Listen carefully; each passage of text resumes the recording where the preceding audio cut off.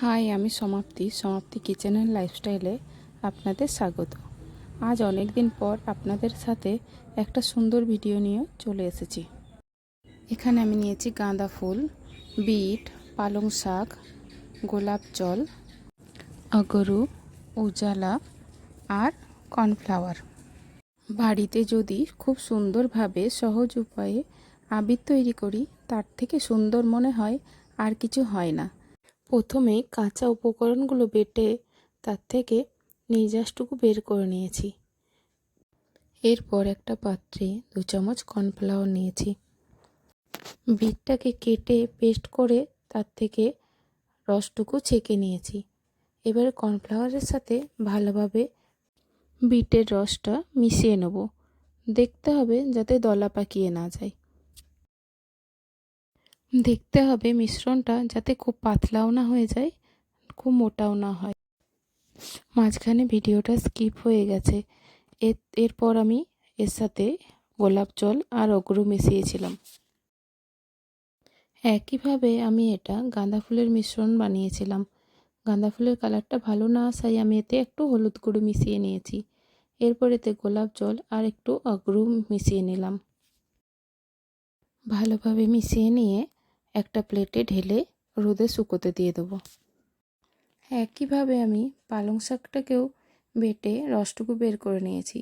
এতে 2 চামচ কর্নফ্লাওয়ার নিয়ে তাতে ভালোভাবে মিশিয়ে নিলাম। দেখতে হবে যাতে খুব পাতলাও না হয় না খুব মোটাও না হয়। এরপর এতে সুগন্ধের জন্য আগরু আর গোলাপ জল ভালোভাবে মিশিয়ে নিয়েছি।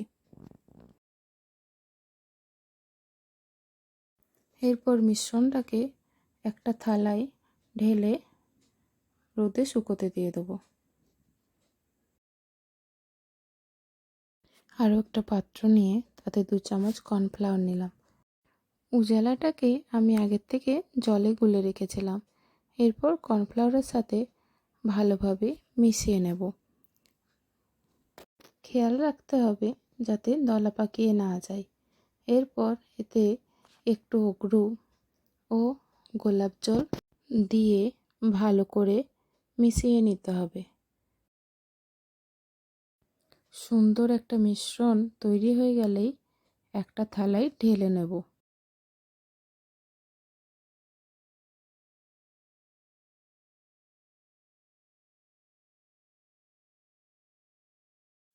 এরপর রোদে 2-3 ঘন্টার জন্য শুকোতে দিয়ে দেবো। ভালোভাবে 2-3 ঘন্টা রোদ পেলেই শুকিয়ে যাবে। 3 ঘন্টা পরে রোদ থেকে তুলে নিয়ে এসেছি। মিশ্রণগুলো পুরো শুকিয়ে গেছে। এবার এগুলো মিক্সিতে ঘুরিয়ে নেব। মিক্সিতে ঘোরানোর পর তৈরি বিশুদ্ধ নির্ভেজাল আবির।